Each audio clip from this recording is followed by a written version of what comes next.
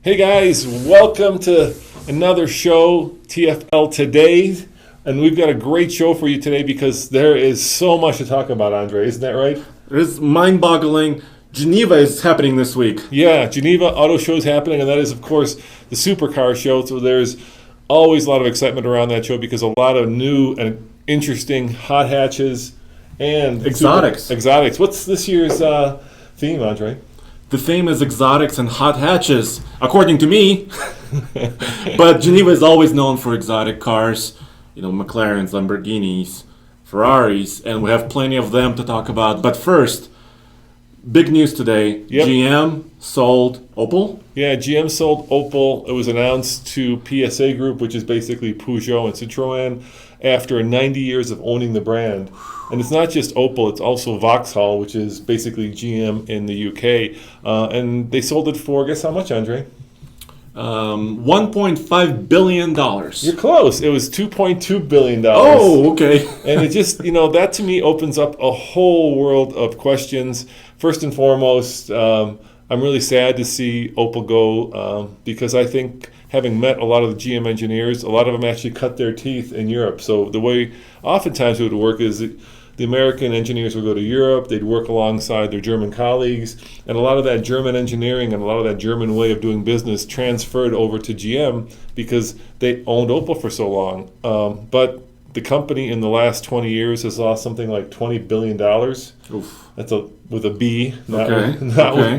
not with anything else, but the big capital B. But a lot of Buicks are actually based on Opel, or they have a lot of shared engineering, right? That's a really good point, Andre, and it begs the question, what's going to happen to Buick? I'm sure they must have some kind of agreements in place where GM will keep some of those Buicks coming to America. But yeah, Buick is based on a lot of Opels, and I don't know where that leaves Buick. I also don't know where that leaves the Europeans because, like, the Bolt was going to be the Ampera E. Mm-hmm. Is that still going to happen? Of course, if you read the press release, Mary Barra, the CEO of GM, says it's great for the company. The same thing for the head of the PSA Group. They're talking about synergies. In fact, the PSA Group said that in the next 10 or 20 years, they're going to save $1.8 billion because of this, because they'll be able to change some of their manufacturing over to Opel. They'll be able to streamline the Anyway, it's to be seen. I think the other important fact that this brings up is that now PSA Group is the second most popular in terms of sales car manufacturer in Europe, just behind the Volkswagen Group. Okay. They'll own 17% of the market in Europe. That's interesting. Yeah. But I think, the biggest point that why it matters to us is, first of all, Buick. Yes. And some Chevrolet vehicles. So we'll keep watching this topic, okay? Yeah. So, and by the way, put in your comments or questions while we're talking. So Ian is going to be reading some of them throughout this show. So Ian, if you see something that's interesting, just feel free to jump in and we'll be glad to answer your questions. Are there any questions about this? Yeah, they were wondering if they're going to release the specs on the Type R. I think they will. Yeah, but we haven't got there yet. Hold your horses. We'll get there. We're still talking about Buick now. Okay, well, let's stop talking about that. I got it. Yep. You want to go to the top 10 new cars from Geneva? Yes, let's talk about it. Okay, so number 10 on the list. This is exciting to me because this is the Mercedes-AMG GT 4-door concept. They teased it on Saturday during the weekend, and they showed one sketch of it. And it was a really kind of nice-looking shape, 4-door coupe, but there was a big exhaust in the back, what looked like an exhaust pipe. Yep. And immediately I thought, oh, good, they took an AMG GT coupe and stretched it. But then we learned something extra yesterday, didn't we? Yeah, our man Anton Wallman, who does a lot of our electric car coverage, noticed something. What did he notice? He noticed the little camera on the side. So, first of all, it looks like there's a camera instead of the side mirrors. Yeah, but those are prototypes. On this concept. Always, yeah. But on this camera, it says in small letters EQ power. Yep. In EQ, in Mercedes speak, it means electric. Electric, yeah. Mercedes is coming out with an electric car. So we were trying to figure out, does that mean this concept car is going to be an electric car? Is it going to be a hybrid? Is it going to be... What, a plug-in? Yeah, What kind of electricity are we talking about here? But the EQ power is the first instance of that term for Mercedes. So it's going to be really interesting. But it looks like they're trying to compete against Porsche because Porsche has the Panamera with a hybrid system in it. So, and in my opinion, this is mine. This is not from Anton, but Mercedes just they won the F1 championship right with the Formula One cars, and those ones have KERS electric system. Yeah, you know what? The other thing that I would say is the German automakers, the big three, and I'm talking about Volkswagen, Mercedes, and BMW, they do not allow any market segment to be uncompetitive, right? So if Porsche has a Panamera hybrid out there, it won't be long till Mercedes has one as well. By the way, you guys can go to, if you want to look at that concept, there's a sneak peek of it. One of those pictures where you don't see the whole thing, but you see like the taillight. It's up on TFL Car. You wrote up that story this weekend, so check it out if you're interested. It's a big shift because it really is kind of the high watermark of cars going from being combustion to hybrid to electric, and we're seeing that happen. And when you see that happen in big shows like Geneva, it means it's a real trend that's in the middle. Yes, Do Ian. you guys have an electric car for long-term testing? I asked for the Bolt. The problem is We asked for an i3, I think. I asked for an i3. I asked for a Bolt. I asked for a smart electric. And there's an issue, Andre. They don't like to give it to us because we live where it gets cold. Ouch. We don't. The answer is no. We don't have a long-term electric car, but Well- we really want one. Will Mercedes be like McLaren P1? Well, this is interesting because this is a four-door, four-person concept. Yeah, it's not a. So it's not a all-out hypercar, but AMG has always been known for high performance Yes. in Mercedes, and they've always done combustion engines. So this is a little bit of a departure, like you're saying, but I don't know if it's going to be at the same level as that P1. And by the way, the Geneva Auto Show starts tomorrow for the press preview, and unfortunately we won't be there. I've been there twice now. It's a little bit above our pay grade. We can't afford to send somebody. It's very expensive, not only to get to Geneva, but to stay there. So last year Toyota was kind enough to invite me, so that's why I was there. This year we're here. So that's why we're doing the best remotely. From our offices. And by the way, you guys might be wondering what's wrong with it being cold. For electric cars, batteries don't like it when it gets cold. And Yeah. the range goes down. They just don't do very well. Even though a lot of manufacturers have cooling and heating in their battery packs, but we need to move on. Yeah, let's go. We only have half an hour. Yeah. What do you think Nissan will do with the Z? Ooh, That's we a don't whole know, other and I don't conversation. think it's coming out in Geneva. Yeah, the problem with the Z is that the GTR has kind of taken that halo from the Z. So now all the attention's on, of course, the GTR. So you've got this kind of funky thing where you've got a brand that makes a lot of mainstream cars, but they really have two high-end sports cars. So I suspect one or the other will somehow change. Well, the Z is the more affordable one, so I hope they keep on with the Z. right, But let's we keep need to going. move Yeah, on. Number yeah. 9 is the Pagani Huayra Roadster. I hope I said that correctly. Yeah, it's got a 6-liter V12. Yes, from AMG. I know. Funny enough. Puts out 745. Actually, it's a turbo V12. Yep. 745 horsepower. It's going to cost how much, Andre? $2.4 million, but we don't need to worry about it because the rumor is they're all sold out. So, Are you getting one? but you saw Pagani in Miami one time, right? Yeah, I did see the Pagani. It's incredible the amount of workmanship that goes into these cars. Yeah. They're really rolling forms of art, right? Yeah. It's not just transportation. It's an art form, and of course, a new Pagani, even if it's just a convertible, doesn't come along very often. But once again, they're all sold. So let's move on to number. They're beautiful cars. They're amazing, hyper exotics. Let's move on to number 8. And this is a good contrast because Yeah. this is actually affordable. It's on the flip side of the coin. This is the Ford Fiesta ST, a brand new model. This Yeah. is a Euro spec version, but the rumor is we're going to be getting that in the United States. Yeah, as just well. like the RS. Yeah, but it has a brand new engine. Really? 3-cylinder EcoBoost, 1.5 liter, 200 horsepower, Whoa. which is a lot from a little 3-cylinder. Yeah. And listen to this. Yeah. It can shut down one of its cylinders to become a 2-cylinder. Get out. So you go from 3, which is barely enough, to 2, which is not. But it's a high efficiency, Yeah. high strung, little hot hatch. And this is the other part of the theme of the show. It's hot hatches. Yeah, yeah, and it looks pretty cool. Ford has got that kind of European mojo going on, which apparently GM won't have for much longer. But they're bringing that to America, and that's great. I love seeing hot hatches in America. We don't get enough of them. They're a big thing in Europe. It's kind of the first car that many Europeans grew up with. Our first cars tend to be like used Mustangs. MPG on the Fiesta? We don't have those specs yet. Yeah. At least I don't have them right now. But I'm really excited about this car because when we tested this ST a couple of years ago, I'm going to say it's going to be at least 40. yeah, because high power, high efficiency, We tested it a couple of years ago. It was like a little go-kart, right? It's so much fun. Yeah. All right. Next. Next, number 7 on our list is actually It's two.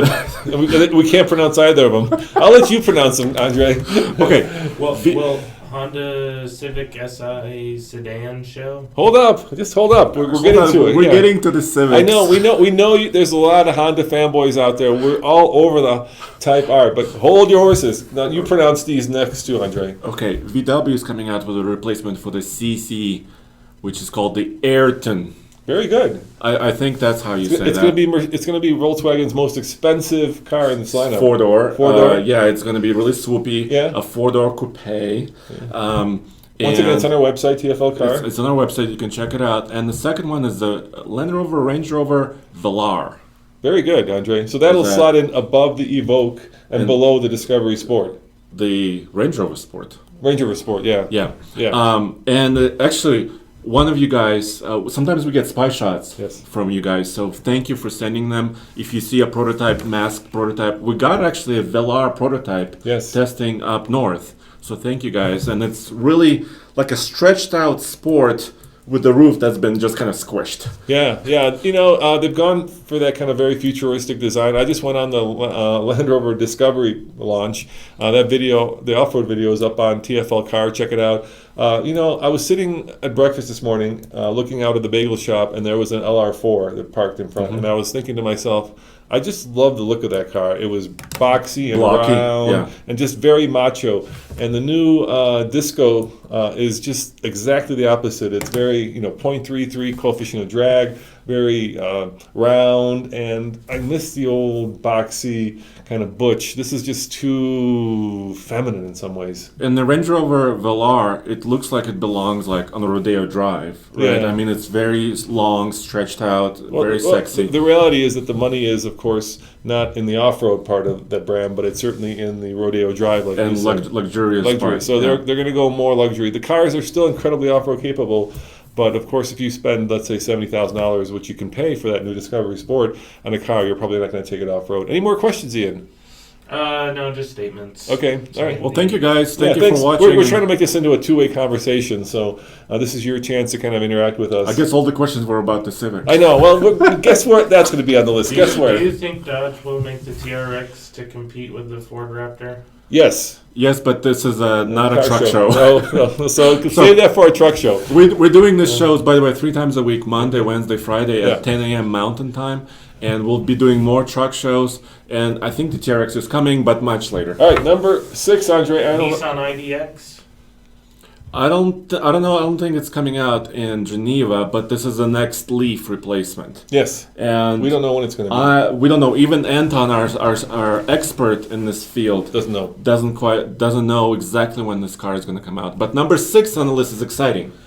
It's the Volvo XC60. Yes, and why am I excited about it? I don't know. Why are you excited about it? I'm excited about it because Volvo is on the roll, Yes. right? So they had the XC90 SUV, which won a lot of awards, and I personally love that SUV. Then they did the S90 sedan, now the V90 Yeah.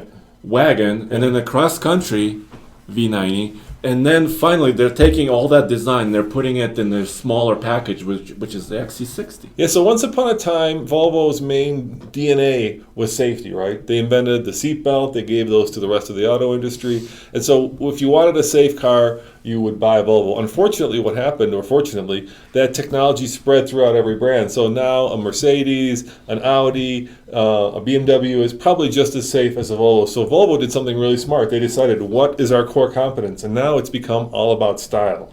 And design, yeah. And design. So they've really gone, made some incredibly stunning cars. I think they have probably the best IP, the best user interface in the business. Any overseas purchase for that Volvo? Yeah, sure. Volvo does a European delivery program, just like BMW. It's usually you go over there, maybe, I'm not sure with Volvo, but I think you spend a little bit less on the car. You get to drive it around for a couple of weeks and then ship it to your dealer. Yes, they do it. But the XC60, well, they haven't announced a date yet. Is So Volvo's twin charged engine good?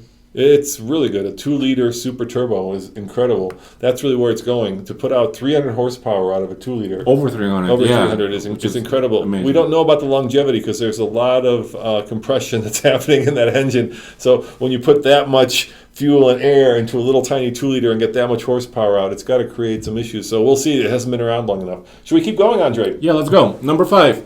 This is the Porsche Panamera. This is a long name, Sport Turismo. But especially Panamera. It's a station wagon Porsche. With a long It's a station wagon Porsche. Yes, You just call it a freaking station wagon. That's why, longer the name, right? they'll never call it like an estate in Europe. But basically is a station wagon. Yes. But what's crazy is it comes with 3 different power plants. Yes. Starting at 330 horsepower and going up to 550 horsepower. Yep. So it's a freaking fast Station wagon. You can haul a lot of butt. And it's a sexy station wagon. Yes. So it's sexy, it's a Porsche, but it's a station wagon. And it will compete with the AMG 4-door if the 4-door AMG will ever be made, which I think we will. It will. Yeah, I bet you. I'm glad to see station wagons coming back. In Europe, they've never gone away. In America, they're completely dead. Of course, the crossover is the king of things. I just don't see even a Porsche station wagon Even though if it's all-wheel drive, having more than still it's so low on the ground, and it's just such a limited appeal. Exactly. Well, what do you think of the Ferrari 812? It's coming up on our list. Yeah. Let's move on, right? Yep. Number 4, McLaren 720S. And this is an exciting car. I mean, it's sort of, they're pushing their boundaries of what a McLaren can be. Yeah, McLaren is really trying to compete directly with Porsche when it comes to the sports car. So Porsche's moving into the station wagon world, but they're really trying to compete. Of course, they've got those those crazy doors that go up like this. I've driven the 620. And 650. 650, yeah. Yeah. I drove the 650, and it was really good. I just don't find their styling to be as engaging as some of the other vehicles out there. They all look the same. I think McLaren is more focused on pure performance, and everything has function, right? Yeah. They have the wing that adjusts. And this one will have the new aerodynamic wing that actually brings down like a force to the P1, car. basically. Like a P1. But they're so focused on performance, and everything is functional. But maybe the style is not quite as emotional as a Ferrari or a Lamborghini, right? But they are a direct head-on competitor to Porsche. They're the first company that it's actually been able to kind of eat away at Porsche's core competence, which is making very well-engineered. Well, what very about like fast cars. Lamborghini and Ferrari? I think those are a whole different kind of animal. Because a McLaren, I think, is going down that road where it can still become a car that's affordable and drivable on an everyday basis. A Ferrari, as much as I would love to have one for an everyday basis, or a Lamborghini, just it's like dating a supermodel. You may want to date her, but you may not want to marry her. That's all I'm saying. Okay. All right. Any questions? Nope. Okay. Well, here we are. We're getting to a Lambo. Yeah. Now we're getting to One supercars. person says McLaren or Ford GT. Ooh, I haven't driven either. We haven't driven a Ford GT. Not a lot of people. They're very hard to get. And so I have a friend who actually has one on order. He's going to get it about this time next year. It's being very, they learned something with the GT, the previous GT. Not the original one, but the previous gen. And that is those things languished in dealerships.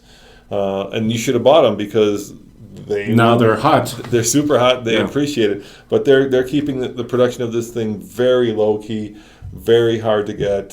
So it's going to be certainly a supercar that no one has. I haven't seen even a road review of it yet. Have you? I don't think No, I have not. No journalist, unless an owner gives it to one of the journalists like us to actually I think drive. there was a track footage of one, and Yeah. they sound pretty good, but I think I like the GT styling a little bit better than McLaren.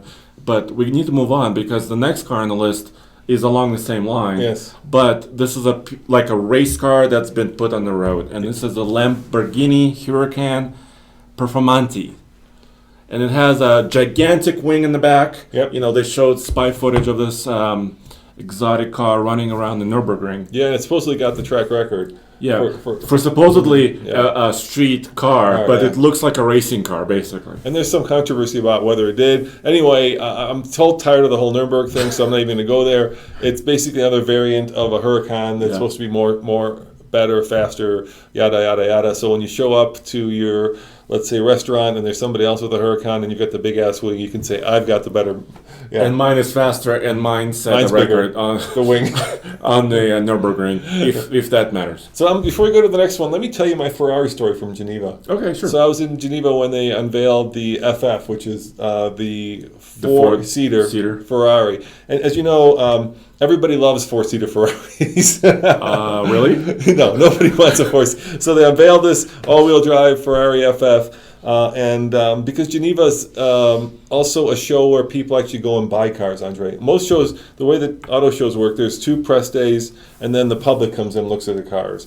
But at the press days, it's usually industry people, which are like manufacturers, of course, spies for manufacturers, which we hate. And in Geneva, there are actually buyers at those press previews. So there's people actually writing. I was there when when Koenigsegg was talking to a guy who was writing him a check for Koenigsegg. It's kind of hard to get an interview with somebody when they're selling cars, yeah. Purchasing a $2 million car. But anyway, I was there by myself, so when the FF was being unveiled, I took my tripod, I put it in front of the stand so that I have a place, and I had to go shoot something else. So I came back, and every half hour a car is unveiled. So I came back there, somebody had taken my tripod, they didn't steal it luckily, which I wouldn't be surprised they had, and they put it away to the side, so I had no shot at all in this car. So I had to kind of take my tripod and try to hold it up. It's just a mess. It was all wobbly, useless video. So I go up to the Ferrari dealer, which it is, the Ferrari stand, and I go, hey, can I go in there and get some B-roll of the car? B-roll is just video of the car so that we can show it to you. And they're like, can we see a business card? And I give them my business card to prove that I'm a journalist. And they look at it and they go, where are you from? And I go, I'm from America. United States. Yeah, and they said, only Italian journalists. They wouldn't let me in. Yeah, only Italians. And I was thinking to myself, so how many of the FFs are you going to sell in Italy? Okay, and how many in California? Yeah, exactly. So that's the problem with Geneva. It's very kind of European snooty in some ways. And there is a little addition to the story, and that is last year I was up in Georgetown where they do ice racing, and it was being sponsored by the Porsche Club of Denver. Ferrari Club? No, it was a Porsche Club. Oh, Porsche Club. Yeah, but the Ferrari dealer decided to bring some FFs because guess what, Andre? They're not selling. Oh, okay. Yeah, people aren't buying them. People don't want. And they wanted you to drive one. Yeah, they were like, they found out I was a journalist. They found out I was a TFL car. They're like, hey, come on, drive one. I was like, guys, only in Italy. Only in Italy. Seriously, I was like, only Italy. Okay. All right, so what's being unveiled, Andre? That was a long story. That's number 2. Yeah. And you guys are probably excited about this. This is the Ferrari 812 Superfast. Superfast. Yes, which is a great name. Yeah, it is super fast. Yes, it's got 700 and almost 800 horsepower. It's a V12. It's a Berlinetta front engine. Mind blown. I don't know. I mean, I think it looks really good too. Yeah, top speed of how much? What's the top? 211. 211. That is freaking fast. It's getting up there. It's super fast. I like that. I think after coming out with the Ferrari. Yeah, which nobody understands. Nobody understands La Ferrari. Yes. They decided to go something more traditional. Super fast. My 6-year-old son understands that. Yeah, it sounds like something like that should be on an old 60s muscle car, right? Yes. Screaming chicken. No. Super fast. All right, number 1, finally, here it is. 1. So the Honda Civic Type R is officially making its debut in Geneva. And I think it's pretty anticlimactic at this point because they had the concept at SEMA, which there's a video of, which we did. They also had the car interior in Los Angeles. In Los Angeles. So, there's a lot of the stuff that's already out there that we probably don't need. But still, we don't know a lot. Still, like an exact spec. We know it's probably about 300 horsepower. Yeah, a little bit over 300 horsepower. It's going to the front wheels. Yes, that's weird. So that's a little strange. So we were wondering. It's not weird for Honda, but it's a lot of power to go to the front wheels. And we were wondering how they're going to really deal with this. Yeah. So. But it looks cool. It looks like there's a lot of use of carbon fiber. It doesn't look. The pictures we've seen. Don't necessarily show much difference from the previous models, but that we've seen already. But it should be a fun and interesting reveal, and we're really looking forward to it. Any comments, Ian? No. After all that, nobody cares about. No, and somebody asked about the Civic sedan. I don't know if they're unveiling another sedan in Geneva, but we're getting a sedan and a coupe SI here in the United States as well. And as always, we like to do a bonus. What's the bonus, Andre? A bonus is really weird. Yeah. So Toyota looked at the show in Geneva and they said, okay, there are a lot of exotic cars and a lot of hot hatches, so we're gonna make another hot hatch. And they took a Yaris and they put a small supercharged engine into it with 205 horsepower. This is the Toyota Yaris, basically their World Rally Championship Yep. car, kind of sort of scaled down for the street. And when I saw it, I was like, it's so cute. It's just. It's going to be a so Fiesta competitor, right? Yeah, basically. Yeah, basically they're going to be competing with the Fiesta. Anything on the new Mustang GT 500? No. No, No, nothing we on the- haven't heard. What we know about Ford is that Ford, at least in North America, has decided not to roll out any cars at auto shows. They're doing it as separate Events by themselves. Yeah, so like in Detroit this year, instead of rolling out the new Mustang, they waited a week and rolled it out afterwards. And that's their strategy. They're doing a lot of social media. They're doing a lot of different kind of ways to kind of circumvent the traditional. Well, to circumvent us in some ways. They invite some people. Toyota produced the Yaris. Will it be sold in the United States? We don't know We yet. don't know yet. But it's kind of a fun prospect. I mean, we've driven the new Yaris, Yes. you and I. We reviewed it, and it feels a little odd because it's so lightweight. Yeah, Right. it could be a great platform for Yeah. a hot hatch. You know, I mean, that's the classic formula for a hot hatch. Take a Small, lightweight. light economy car, stuff a big engine, and make Toyota it Supra. front wheel drive. Yeah, Toyota Supra is working with BMW on that. Nothing coming out in Geneva, Yeah. unfortunately. Golf with mods. Golf R? Golf I R, haven't nothing- heard much about that. Nothing Yeah. about the Golf R. Keep in mind, Geneva has also a lot of different kind of small car makers. So like the Huayra, right, by Pagani. I mean, it gets a lot of attention. It was on Top Gear a lot, but that's a pretty niche car manufacturer. Yeah, and there's others like that, like Rinspeed. Yeah. It's like Brambus. basically like yeah. coach builders. Yeah, coach you know, builders what who- traditional was yeah. coach builders, but these are small manufacturers. You know, Koenigsegg is actually growing. I mean, they used to be a very, very small niche, but they're actually gaining popularity and growing. So there's a lot of those manufacturers. Yeah, there Geneva's as well. always been kind of the sexy show where they do a lot of the stuff that's in the future. But I got to tell you, Andre, I was just thinking about this last night when you showed me the new Mercedes, right? That when I was a kid, like the Mercedes looks like the kind of Jetson car that I thought we would be driving like in the 1990s. And finally, in 2017, we're getting to the point where these cars are swoopy and aerodynamic and sexy and actually have a lot of Like really cool tech. active bodywork, Yeah, like yeah. cameras, and It's just taking a lot longer. Ian, in the last 3 minutes that we have, anybody else? Yeah, people wanted to know the Civic Type R versus the Ford RS? Focus RS. Yeah. well, that's going to be a great Yeah, there's comparison. But engineers will tell you that if you can't really put, at least without a lot of funky technology, more than 300 horsepower into the front wheels because the physics of it just don't allow it, right? You end up with a lot of torque steer, and torque steer is because you're driving the wheels, you're also steering the with wheels. yeah. Yeah. The new Buick Enclave. I haven't. Well, we've seen spy footage of the new Enclave. Enclave, but nothing. Nothing in Geneva, I believe. But the new Traverse is just coming out, and the Enclave is sort of based on the same platform. Yeah, So, but anyway, so getting back to the Type R, so they've been able to mitigate that by using all kinds of either software or actually mechanical Hardware, yeah. to actually be able to put that power down and steer the car. But nevertheless, it's very difficult to do that. the Focus RS is all-wheel drive. And Paul took the RS around our track, and it was very fast Yeah. on the Hot or Not episode. Yeah.